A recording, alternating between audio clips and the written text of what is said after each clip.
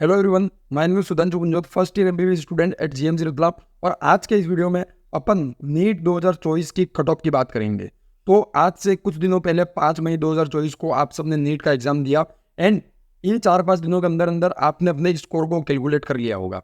आपने कई कोचिंगों के आंसर की सबने स्कोर को कैलकुलेट कर लिया होगा और नीट में भी आपका जो स्कोर आएगा वो लगभग आपको पता पड़ गया है कि इतना स्कोर आएगा, केवल 5-10 नंबर आगे पीछे होंगे। बट आपको क्या इस स्कोर पर कोई मेडिकल कॉलेज की गवर्नमेंट सीट में एमबीबीएस में सिलेक्शन मिलेगा या नहीं, वो आपको पता पड़ेगा कि कट ऑफ क्या रहेगी और आपके मार्क्स क्या है, वो तुलना कर। तो आज के इस वीडियो में मैं आपको कैटेगरी वाइज वो स्कोर बताऊंगा जो कि आपके लिए सेव होगा गवर्नमेंट मेडिकल कॉलेज में एमबीबीएस की सीट लेने के लिए। तो क्या एक्सपेक्टेड कट ऑफ रहेगी, देखते हैं अपन आज के इस वीडियो में। नीट 2024 की कट ऑफ जो रहेगी वो कई सारे फैक्टर पे डिपेंड करेगी, जिसमें से पहला फैक्टर है नंबर ऑफ स्टूडेंट। तो आप स्क्रीन पर देख सकते हैं नीट 2023 में जो स्टूडेंट थे उससे नीट 2024 में नंबर ऑफ स्टूडेंट्स बढ़े हैं, और बड़े मतलब बहुत बड़े। उसके कई सारे रीजन है। एक मेन रीजन ये है कि कई सारे दूसरे जो मेडिको कोर्स है जैसे कि बीएससी नर्सिंग जैसे, उन सब में भी एडमिशन अब नीट के थ्रू मिलने लगा है। तो कई सारे ऐसे स्टूडेंट जिनको एमबीबीएस नहीं भी करनी है वो भी अब नीट को इसलिए दे रहे ताकि उनको दूसरे कोर्स में एडमिशन मिले। तो ये भी एक मेन रीजन है ताकि नंबर ऑफ स्टूडेंट्स बढ़े। ठीक है, दूसरा रीजन कि अब नॉन मेडिको जो थे उनको भी इसमें मतलब जिनकी बायो नहीं है उनको भी अब नीट का एग्जाम दिलवा रहे हैं। तो ये जो फैक्टर है वो ज़्यादा इफेक्ट नहीं करेगा नीट एग्जाम को, क्योंकि 360 नंबर का पेपर बायो का है। अब वो स्टूडेंट जिनकी सब्जेक्ट ही बायो नहीं है वो क्या करेंगे, ये नीट में 360 नंबर तो उनको पहले ही चले गए। ठीक है, तो ये जो चीज़ है वो ज़्यादा डिपेंड नहीं करेंगी कि नंबर ऑफ स्टूडेंट कितने बढ़े। साथ ही आप सीट्स की बात करेंगे जो कि अपना सेकंड फैक्टर है। तो नंबर ऑफ सीट 23 में कितनी थी और 24 में कितनी थी। नंबर ऑफ सीट्स बढ़ी है बट ये इतनी नहीं बढ़ी है। जिस तरह से नंबर ऑफ स्टूडेंट्स का इफेक्ट नेग्लेजिबल है, इसी तरह नंबर ऑफ सीट का भी इफेक्ट नेग्लेजिबल मानूंगा मैं 23 और 24 की कट ऑफ को जब कंपेयर करूंगा। तो ऐसा कौन सा फैक्टर है जो कि नीट 2023 से नीट 2024 की कट ऑफ क्या रहेगी, कितना डिफरेंस आएगा, उस चीज को डिटरमाइन करेगा। तो मेन फैक्टर है लेवल जो पेपर का क्या था। ये मेन फैक्टर मैं मानूंगा कि वो नीट 2024 की कट ऑफ को डिफाइन करेगा। तो देखो, क्या आपको क्या लगता है कि नीट 2024 का पेपर आसान था, 23 जैसा ही था, तो वो आप मेरे को कमेंट बॉक्स में बताएं। बट मैंने जो एनालिसिस किया है 2-3 दिनों से, वो मैं देखकर आज के इस वीडियो में आपको फाइनल कंक्लूजन बताऊंगा कि नीट 2024 का पेपर 23 की तुलना में आसान था, वैसा ही था या थोड़ा सा टफ था, क्योंकि उसी हिसाब से अपनी कट ऑफ डिसाइड होगी कि नीट 2024 की कट ऑफ क्या रहेगी। और मैं फाइनल आपको कैटेगरी वाइज जनरल ईडब्ल्यूएस सबकी कट ऑफ आपको बताऊंगा। तो देखो, मेरा जहाँ तक मानना है, बायो की बात करें तो बायो नीट 2023 की तुलना में बहुत ईजी थी। 70 to 75% क्वेश्चन आपने प्रीवियस ईयर या कहीं न कहीं देख रखे वैसे ही क्वेश्चन थे, कोई नए क्वेश्चन आपको नहीं दिख रहे थे। बार बार नीट जिन टॉपिक पे क्वेश्चन पूछता जा रहा था वही क्वेश्चन इस साल भी बार बार पूछे गए थे। बट 23 की तुलना में कहीं न कहीं बायो का पेपर इजी था, ये बात माननी होगी आपको। ठीक है, बात करें केमिस्ट्री की, तो नीट 2023 के पेपर में केवल एक ऐसी सब्जेक्ट थी जो अच्छी थी, अच्छे लेवल की थी, वो थी केमिस्ट्री। बट इस बार नीट 2024 में ऐसा बिल्कुल नहीं था। केमिस्ट्री बिल्कुल ईजी आई थी। जिसने नीट के 10-15 साल के प्रीवियस ईयर क्वेश्चन किए तो आधी से ऊपर केमिस्ट्री आसानी से बना सकता था। मतलब मैं यही कहूंगा कि केमिस्ट्री का पूरा पेपर या तो प्रीवियस ईयर क्वेश्चन से या फिर एनसीईआरटी की कुछ एक लाइन या फिर एनसीईआरटी के टेक्स्ट में एग्जाम्पल में जो क्वेश्चन दे रखे वही एज इट इज क्वेश्चन थे। मैं एक वीडियो इस चैनल पर डालूंगा कि केमिस्ट्री में 90 to 95% क्वेश्चन या तो प्रीवियस ईयर थे या एनसीईआरटी में जो क्वेश्चन दे रखे एज इट इज वो छाप रखे थे। कोई भी ऐसा क्वेश्चन नहीं था जो बाहर से पूछ रखा हो, और 100% पेपर जो था वो एनसीईआरटी जैसा। तो मैं ये कहूँगा कि केमिस्ट्री का पेपर भी नीट 2023 की तुलना में इजी था। ठीक है, बात करते हैं फिजिक्स की। फिजिक्स में देखें तो पेपर 23 का और 24 का लगभग एक जैसा था, बट 24 में कहीं नहीं फिजिक्स का पेपर थोड़ा सा लेंदी था। 23 में बिल्कुल आसानी से फटाफट सवाल छोड़ हो रहे थे, बट इस बार पेपर थोड़ा लेंदी और ट्रिकी स्टूडेंट्स बता रहे हैं। बाकी मेरे को लगभग एक जैसा लगा। दोनों में इतना कोई तुलना करे तो इतना मेरे को नहीं लगा वो टफ है वो इजी है, लगभग ऐसा था। बट फाइनल कंक्लूजन ये है कि 24 का पेपर नीट 2023 की तुलना में इजी था। कई लोग कह रहे लेंदी था, बट अगर आपने मैक्सिमम क्वेश्चन प्रैक्टिस की हो, एनसीईआरटी बेस्ड क्वेश्चन किए हो, तो आप आसानी से इस पेपर को फोड़ सकते थे, क्योंकि बिल्कुल इजी और बार बार रिपीटेड क्वेश्चन जो बार बार पूछे जाते उन्हीं क्वेश्चनों से पेपर बना था। कुछ भी इस पेपर में नया नहीं था जो कि मतलब आपको कंफ्यूज करे या फिर आपके नंबर कटे।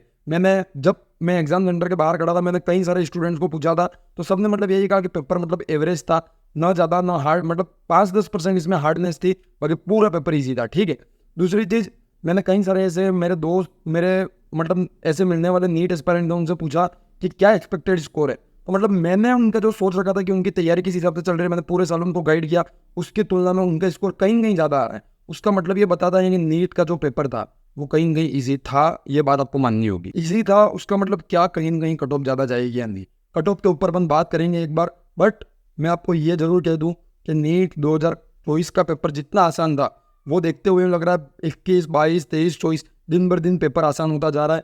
इस बार मेरे को ये लगा था कि ये NTA और MMC वगैरह जो एजेंसी है वो थोड़ा सा उलटफेर हुआ है, सिलेबस कहीं कहीं हटा है, वो हटने वाले इजी चैप्टर हट गए, केवल कॉन्सेप्चुअल चैप्टर बचे, कहीं के पेपर बहुत अच्छा आएगा।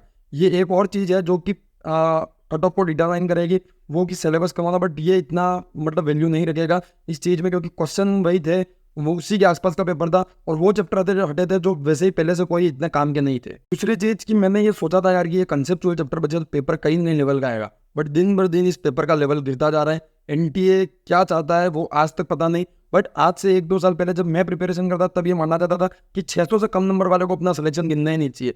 आज कहीं ना कहीं मेरे को ये लग रहा है कि आज से आने वाले 2, 4, 5 साल बाद लोग ये कहेंगे या फिर ऐसा माना जाएगा 650 से कम नंबर वालों को तो मतलब कभी ये सोचना ही नहीं चाहिए हमारा सिलेक्शन होगा। इस लेवल की कट ऑफ दिन भर दिन बढ़ती जाएगी, ठीक है। और दूसरी चीज़ ये, अब ये इतना पेपर आसान क्यों कर रहे हैं, इस चीज़ का कोई मतलब वैलिड रीज़न नहीं है, बट आसान कर रहे हैं वो कहीं ना कहीं अच्छे स्टूडेंट जो अच्छी तैयारी करते हैं उनके लिए कहीं ना कहीं ये नुकसान है, क्योंकि कई बार ऐसा होता है कि अच्छी तैयारी करने वाले लोग अपने पेपर में कहीं कहीं सिली मिस्टेक कर देते हैं जिससे उनके कुछ मार्क्स कम आ जाते हैं, बट इस चक्कर में कट ऑफ इतनी बढ़ जाती है कि वो मार्क्स कम होते हैं तो उनकी रैंक कम हो जाती है, कभी कभी तो सिलेक्शन ही नहीं होता।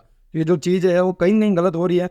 आप इतना भी पेपर को आसान मत बना दो कि मतलब कोई भी 12th पास या फिर बिल्कुल नॉर्मल व्यक्ति इस पेपर में अच्छा स्कोर करके जाए और जो बहुत मेहनत कर रहा है वो कहीं ना कहीं अटक जाए। तो ये एक निवेदन है अपना कि पेपर को कहीं ना कहीं थोड़ा सा अच्छे लेवल को मेंटेन करो, कि वो जो बना हुआ है डेकोरम की 600 से तो ऊपर ही चाहिए, तो 600 से ऊपर आप सिलेक्शन की रेंज को रखो।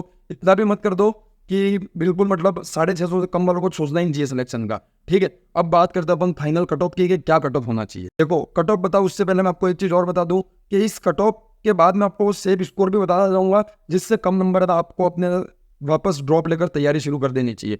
अब आपकी इच्छा है या फिर आपके मल्टीपल ईयर्स से आप प्रिपरेशन कर रहे हैं नहीं है, वो आपको डिसाइड करना, आपकी फैमिली को डिसाइड करना है क्या आपको ड्रॉप लेना है या नहीं, बट मैं आपको वो सेफ स्कोर बता दूंगा जिससे कम मार्क्स है तो आपको कहीं कहीं अपने सिलेक्शन की उम्मीदें छोड़ देनी चाहिए।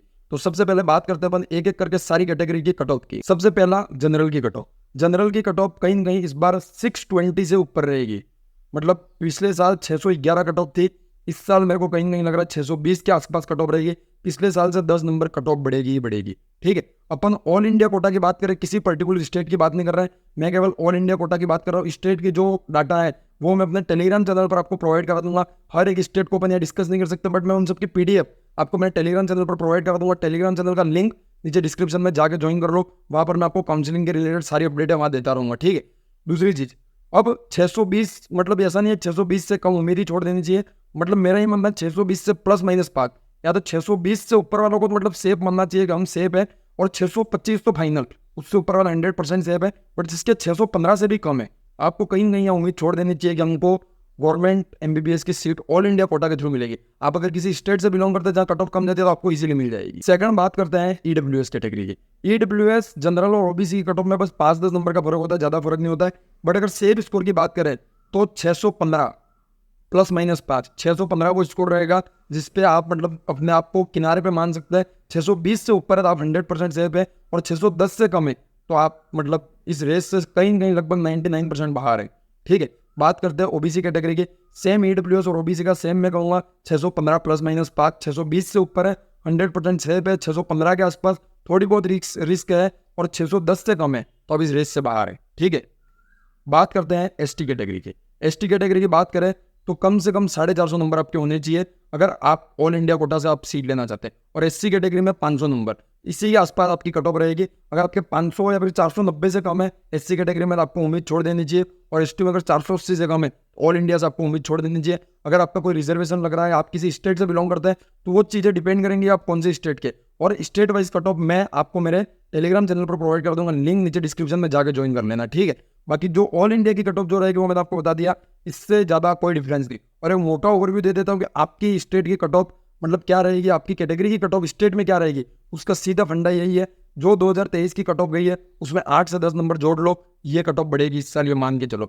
जो रैंक पिछली साल 630 पे थी वो इस साल 638 640 के आसपास रहेगी, इस बात को नोट कर लो। ये कहीं ना कहीं मेरा एनालिसिस है, कट ऑफ 100% बढ़ेगी, कोई ऐसा एक सिंगल रीजन नहीं है जो कि कट ऑफ को कम कर सकता, बट ऐसे बहुत सारे रीजन है जो कट ऑफ को बढ़ाएंगे। और उसमें कई सारे रीजन बता दिए, चैप्टर का हट जाना, उसके बाद नंबर ऑफ स्टूडेंट बढ़ जाना, और पेपर कंपेरेटिव में बहुत ईजी आना।